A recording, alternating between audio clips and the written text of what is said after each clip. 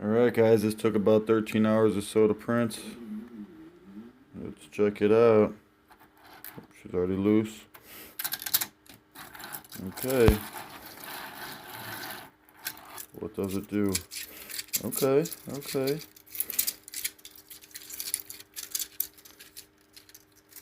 Spin it. And it all works. I got some stringing going on right here, but it's not too bad. Check out the time lapse now.